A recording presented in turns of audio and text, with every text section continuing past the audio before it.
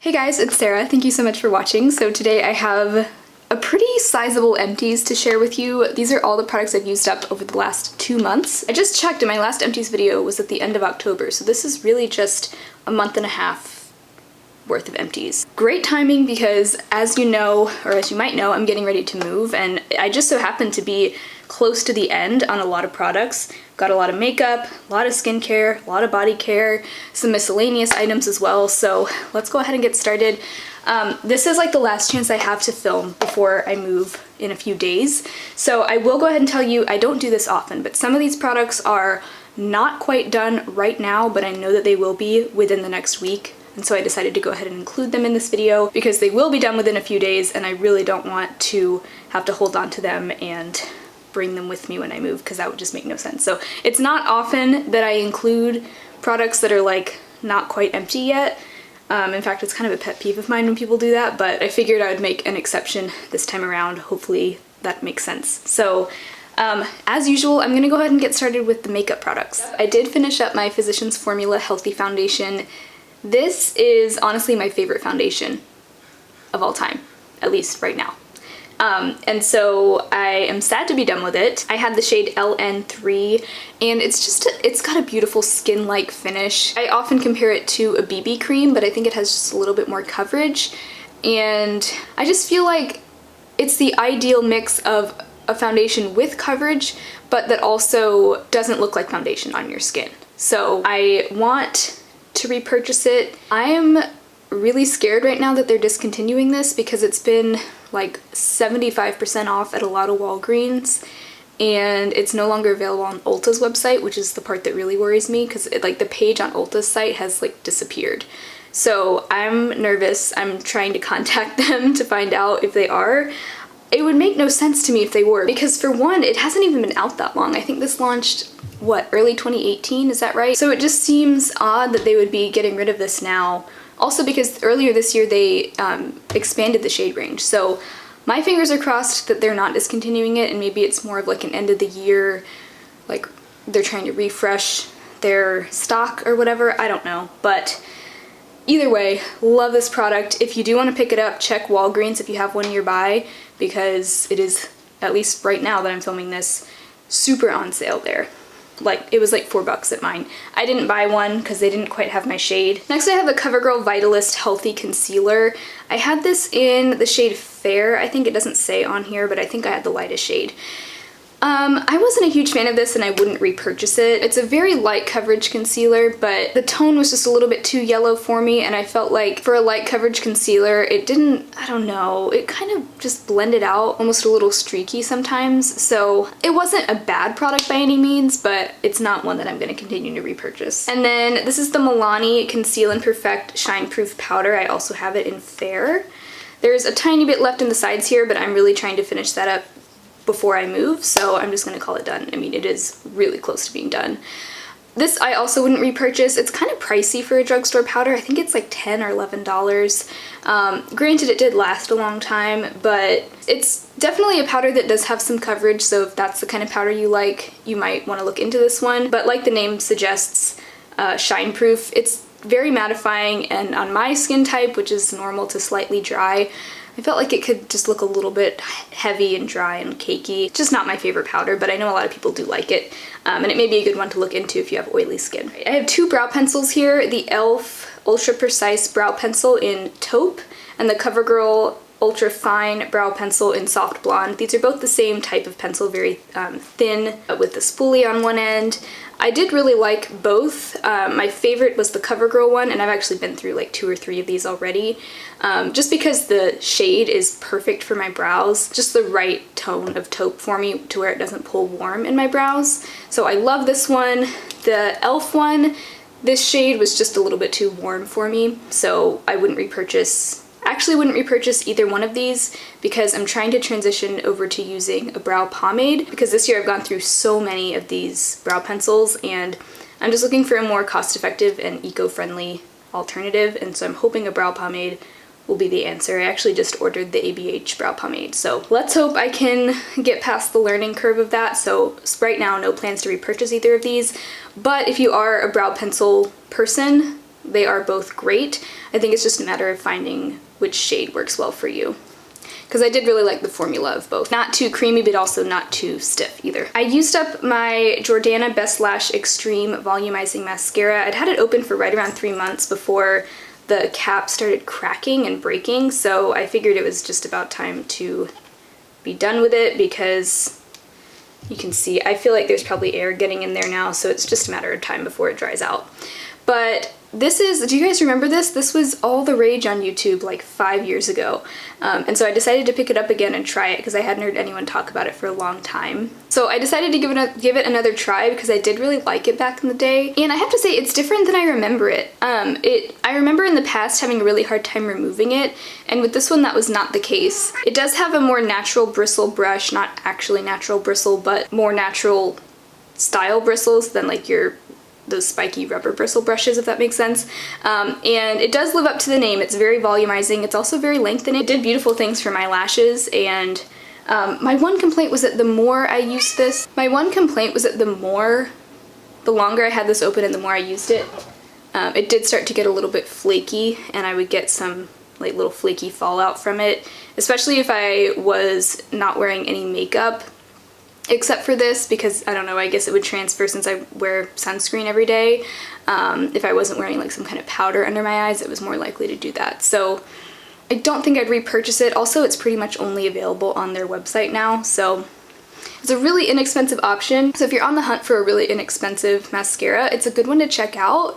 But it's not one that I would repurchase. It definitely doesn't beat my Flower Lash Warrior mascara, which is my top favorite. So that was all the makeup as far as I'm aware. Now let's get into some of the skincare. I have 3 sunscreens to talk about in this video. The first one is the Acure Radically Rejuvenating SPF Day Cream, SPF 30. Actually, all 3 of these sunscreens I reviewed in my Best and Worst drugstore face sunscreen, so I'll link that below if you want to see more details on them. But now that I've used them up completely, I have some more thoughts. So especially with the Acure one, this one actually ranked pretty high in that sunscreen video, and I did really like it for a while. And then at some point in the last couple months, I was realizing that depending on what I was wearing under this, like if for example I had like my Derma E Vitamin C serum on underneath this, I would notice a lot of pilling. So you definitely have to be careful with what products you have underneath this, if any. It's probably going to be your safest bet not to have any like serums or moisturizers underneath it. And it's also very sticky. It's got a sticky consistency, so I found the best way to apply it is to do a couple of thin layers as opposed to like one giant layer. I do like to apply a very generous amount of sunscreen, so I had to kind of figure that out over time, because normally I'll just do like a big glob and just start blending it in, but with this, if you go in with a large amount, it's gonna just kind of move around but not actually blend into your skin. But once it's blended in, it really doesn't have a bad white cast. This is a zinc oxide only sunscreen, so I think that's why it has a tendency to pill. I also don't like the way it looks under makeup. I feel like it causes makeup to look a little bit dry. It may pill if you are not careful, so I like this best for no makeup days, and I do have to be careful about what I pair it with. So since it's so finicky, I wouldn't repurchase it, but I do think it's a nice option if you're looking for a drugstore sunscreen. Packaging is really cute, so it's got that going for it. And I mentioned in a video recently that I was worried because this doesn't have anything on it that says broad spectrum SPF, it just says SPF 30.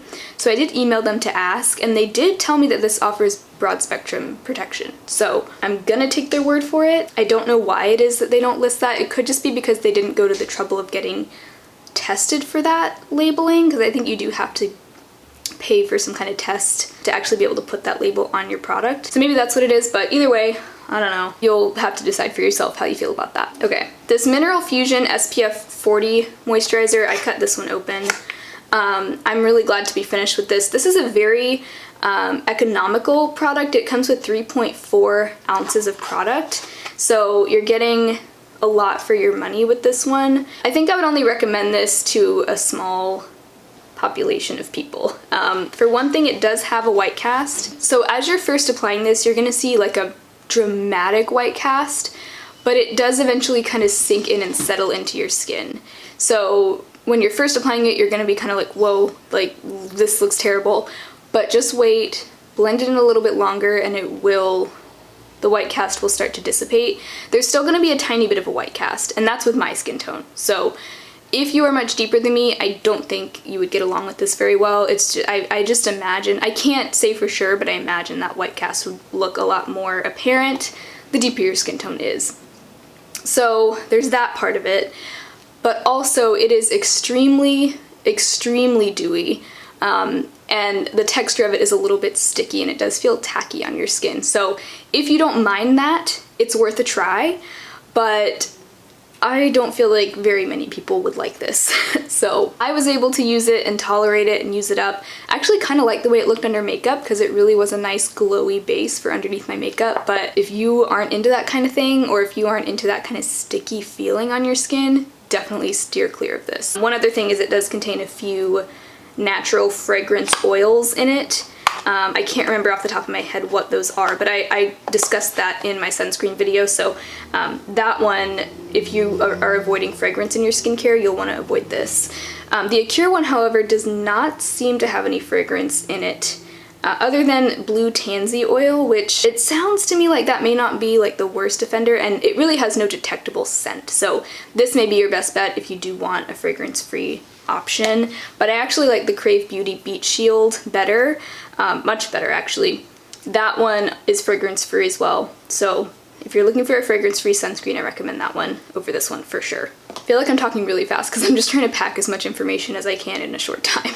But finally we have the Supergoop Everyday Sunscreen. This was definitely my favorite of these three, and also of the whole group of sunscreens that I tried in that video. This is SPF 50 and it's PA+++++.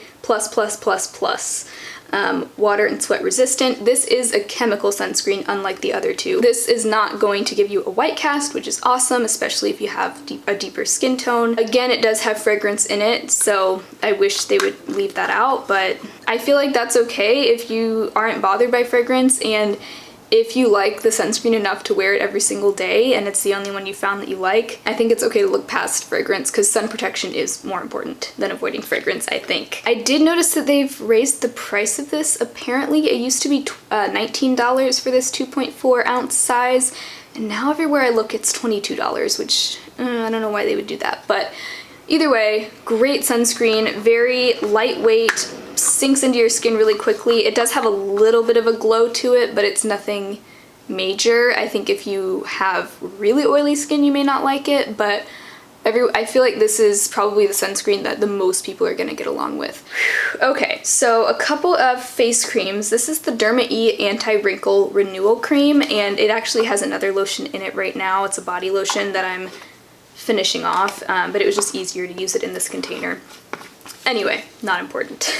So this is not something I'd repurchase because it does contain natural fragrance oils, and it doesn't even tell you what those oils are. So I am really trying to avoid fragrance in 2020. That's like my skincare goal of the year, is trying to curate a completely fragrance-free skincare routine that's semi-affordable. So this will not be a repurchase item for me, but other than that, I thought it was a nice face cream. It's definitely very rich and hydrating, but it does sink in to your skin, so it's not going to leave like a film or residue or like a heavy oily feeling on your skin, so I think it could work under makeup as well. It does contain retinol palmitate, which is vitamin A, so I think that is meant to be like your main anti-aging ingredient in here, but you are going to want to be careful if you're wearing this in the daytime to make sure you're wearing a sunscreen over it, because I think that can make your skin a little more sensitive to sunlight. I didn't notice any major anti-aging benefits from this, but it was a nice face cream. I don't think it's bad, and it's relatively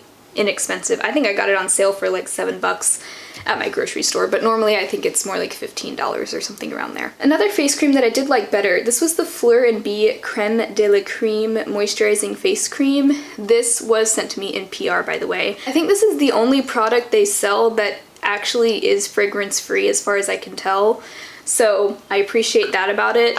I remember when I reviewed this I mentioned that it contained alcohol, which I was kind of concerned about, but since then I think I've learned a little bit more about it. I watched a Dr. Dre video about alcohol and like denatured alcohol, and I think that it was farther down on the ingredient list, and it was probably included in there to help with the stability of the product and to act as maybe like a preservative almost. So I guess the thing with alcohol is it could potentially dry out or irritate your skin, but it also serves a purpose, unlike fragrance, which doesn't really serve a purpose other than to just be fragrance. I decided that that was okay with me, and it really didn't bother my skin. I found this to be really nice and hydrating. This brand's whole thing is like everything is under $35, I think, which sounds great, but you need to keep in mind you're getting a lot less product in here than you are with, for example, the Derma E face cream. With this, you're getting 1.5 ounces, and with the Derma E, you're getting 4 ounces. So I did go through this pretty quickly considering how long I had it open, so keep that in mind. But really nice face cream. This is really the only thing from them that I would consider purchasing with my own money, but I'm probably not going to. I'm not planning on it. Next, I have the Physicians Formula Skin Booster Vitamin Shot. This is the hydrating version. They have a few different versions of this. I really liked this. This has hyaluronic acid and niacinamide, and it's just a nice, I used it basically like you would a serum. I used it after I cleansed and toned my face and before moisturizer. And I just felt like it added a nice boost of hydration to my skin. It felt very plumping. I love both hyaluronic acid and niacinamide, which are in this. I feel like both do great things for my skin, and they're both just really good ingredients. So can't go wrong with this. Great drugstore serum, and I would definitely consider repurchasing it. Oh, wait, one more skincare product. This is not quite finished, but it will be very soon. The Trader Joe's Vitamin E Oil. I would not repurchase this because it does have coconut oil in it. The main thing I used this for was as like a first cleanse to remove my makeup, but I'm trying to avoid anything that might be aggravating my acne-prone skin, and coconut oil could be contributing, so I'm just cutting it out. But if you're not concerned about coconut oil, it's a very inexpensive option for a makeup remover. I would just apply it to my face and then take a warm makeup remover cloth, similar to the makeup eraser, to just get off all my makeup and my sunscreen, and then go in with a regular cleanser. So that's how I would use this. If you're used to using an oil type cleanser to remove your makeup, it's a great inexpensive option for that. But it's just not one that I'd repurchase. I think I'm gonna try using pure hemp seed oil because that's very low. I think it has a 0 on the comedogenic scale, so that might be a better option for me. So moving on to some body care. Let's see. This is the Alba Botanica Body in the Buff Firming Scrub with espresso and coffee beans.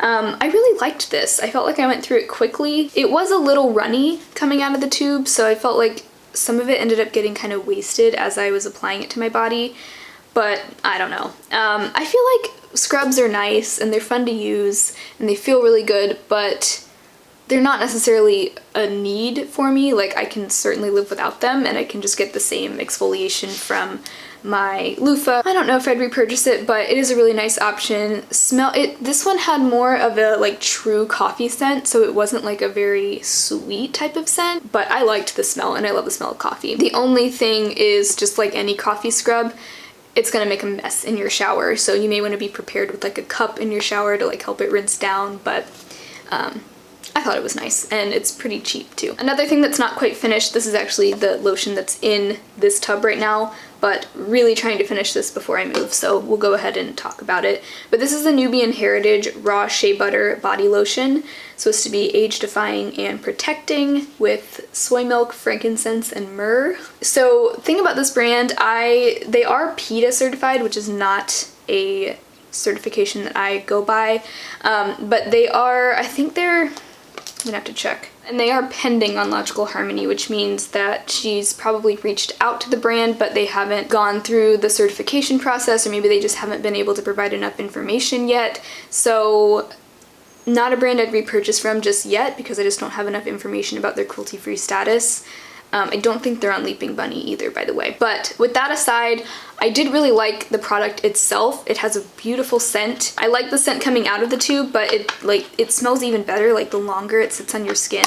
Like the way that I really like the way that it just mixed in with my body chemistry, I guess. That sounds weird, but really nice scent. Very thick and hydrating. It does take a little bit of work to get it blended in. It's almost like a body butter, like it's very thick. I hated the packaging though. This bottle was so annoying. It's just like a bottle that you can like squeeze it out of that way, but it's such a thick lotion that it's hard to get it out, and I'd have to like shake it, and then the bottle would get all dented, and it was just annoying. I would much prefer some kind of a pump or squeeze tube, anything, just anything but this style of packaging. Here's my thoughts on that. I also have this Eco Tan Cacao Tanning Mousse. This was also sent to me in PR a long time ago, actually. I'm thinking like back in 2017, no, 2018. It was, okay, it wasn't that long ago. I think it was like a year and a half ago. Doesn't matter. Okay, so this is their 1 hour self-tan.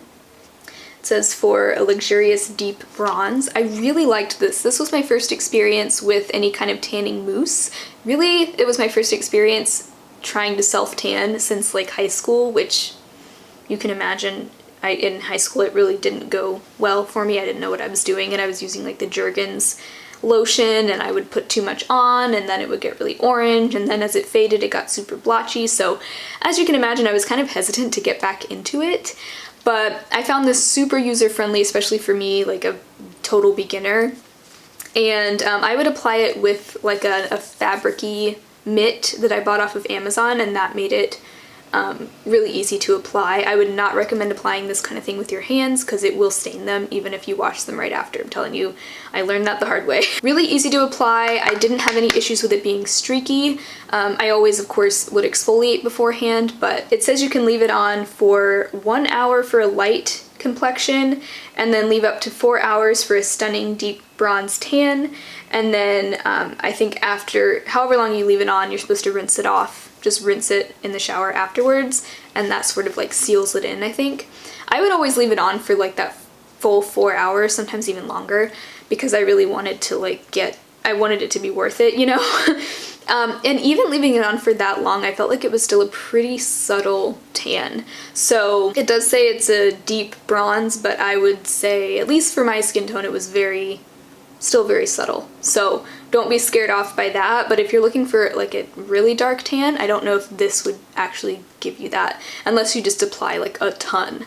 So that was my experience with it, and then it also wore off really gracefully. I never had any like patchiness or anything. It would just kind of wear off really within a week. Usually I would say by the 3 to 5 day mark it was like really almost completely faded off. So I think that's pretty much standard, but I thought it was a really nice user-friendly product, and I definitely would consider purchasing it. But I kind of want to try Loving Tan because I've just heard such great things about theirs, and they're a little bit more accessible because you can buy them at Ulta, whereas this, I think you can really only buy it on their website, and it is an Australian brand. So if you are located in Australia, maybe it's available in stores near you. But really glad I got to be introduced to this product and this brand because I think they're pretty cool. And then another sunscreen is the Trader Joe's Face and Body Sunscreen Lotion. Really affordable option. This is a chemical sunscreen, and unfortunately it's not reef safe because it does have oxybenzone, which I think is the main non-reef safe ingredient, and a few others. Actually, same with the Supergoop. I don't think this is reef safe either, unfortunately. This I actually am wearing on my face today underneath my makeup, and it is completely fragrance free, which is awesome. So I feel okay about using it on my face, and it also says it's non-comedogenic, which probably depends on the person, but for me, I don't find it to cause breakouts or anything like that. So really nice, very inexpensive, very lightweight.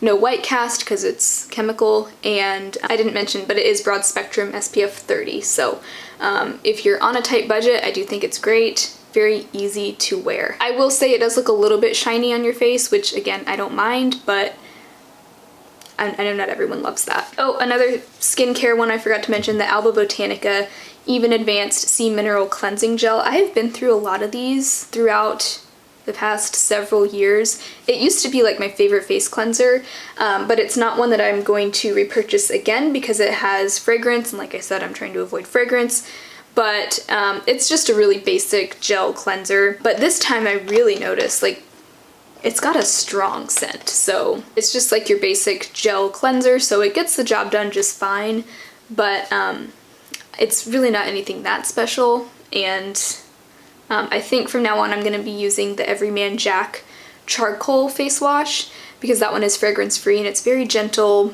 just a really nice face wash. So that's the one I'm going to be using instead of this from now on. or at least for now. All right, hair care. I used up just a couple of these little sizes of the Paul Mitchell Awapuhi shampoo and detangler conditioner. I really liked these from the few times I was able to use them. I think these came from a hotel or something, but Paul Mitchell is a cruelty-free brand, and it kind of made me want to buy like full sizes of both of these because I felt like my hair looked really good when I used these, and yeah, they were just nice products, so I don't know.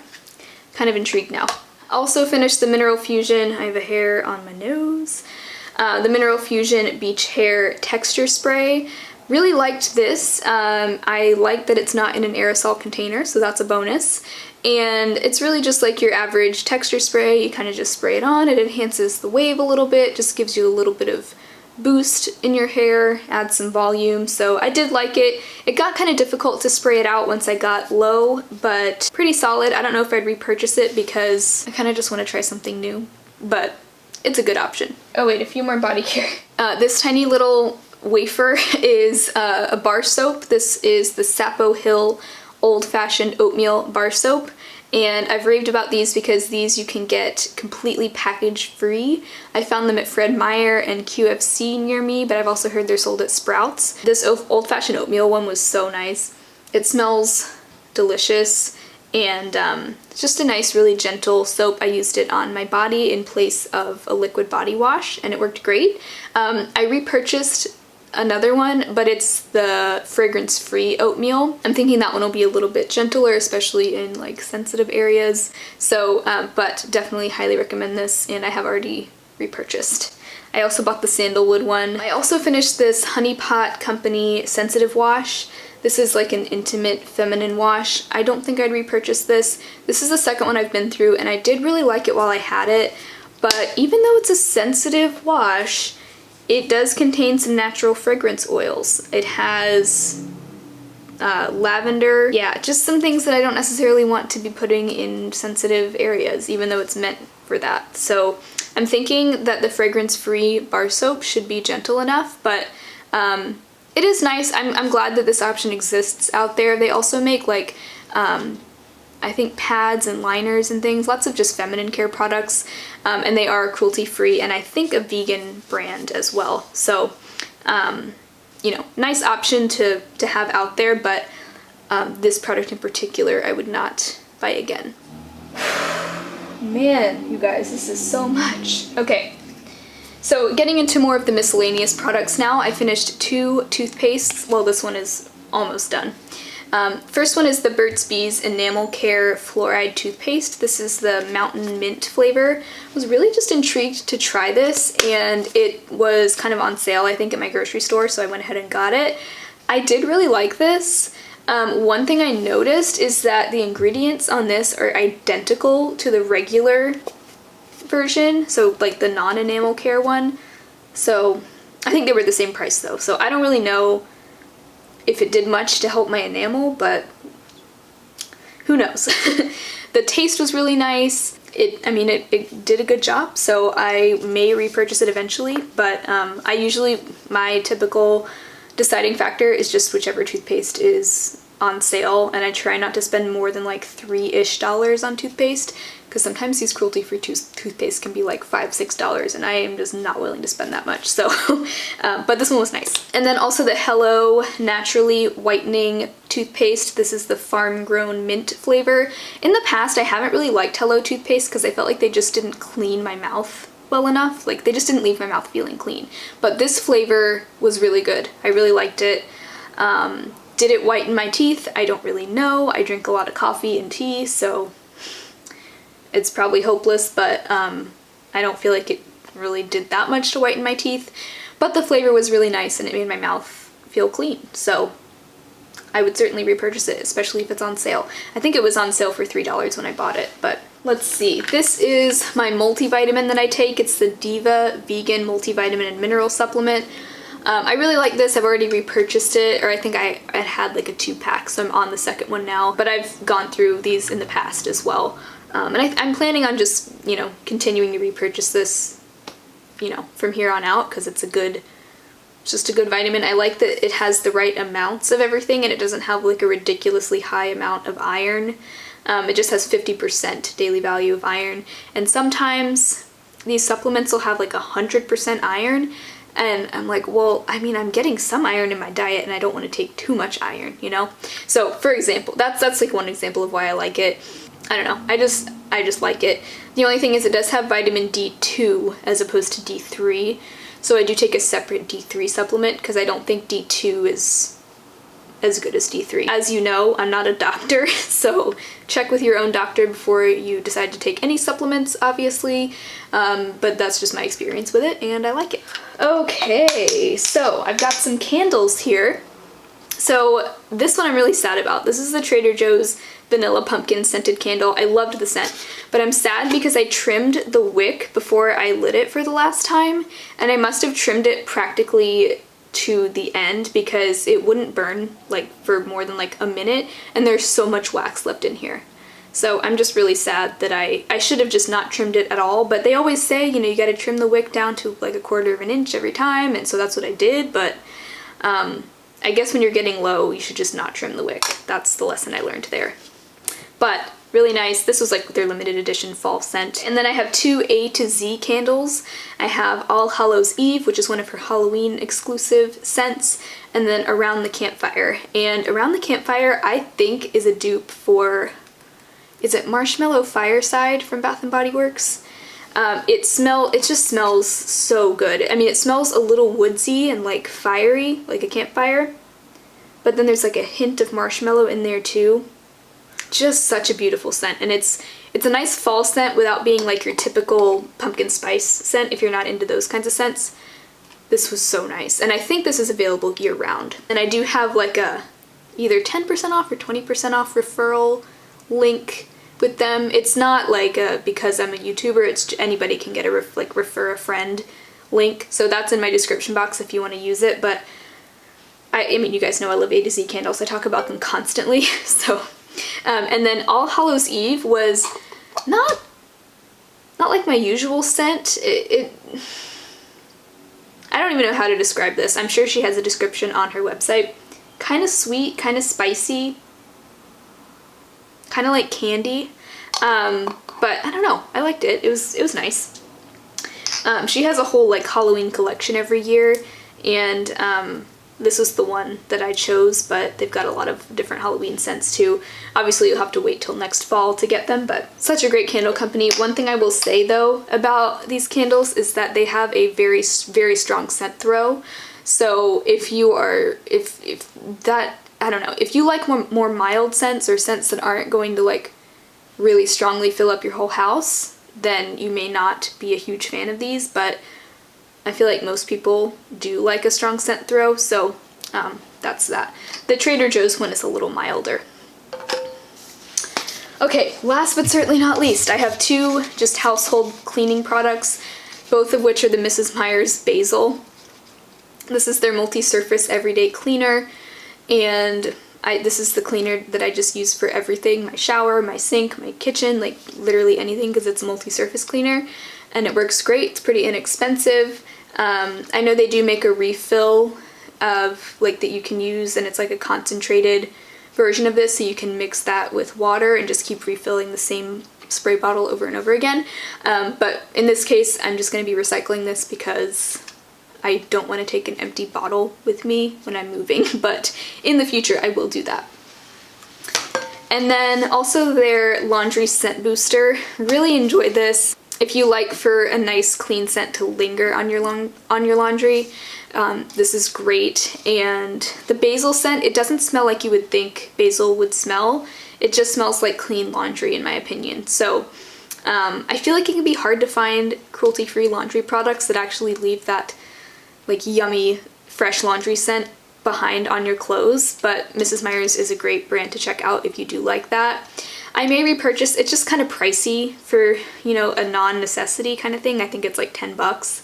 Now this will last a while, but it's something that I'll probably repurchase eventually, but it's not something I'm like running out to repurchase right away. So those are all my empties. Wow, I don't think I've ever had that big of an empties for just like a little over 1 month. So yeah, that was exciting, and I'm glad to be clearing all of these things out right now, especially as I'm getting ready to move. But I hope you enjoyed this empties video. Everything will be linked down below if you're curious about it. And I think that's all for today. I hope you have a great rest of your day, and I will talk to you next time. Bye.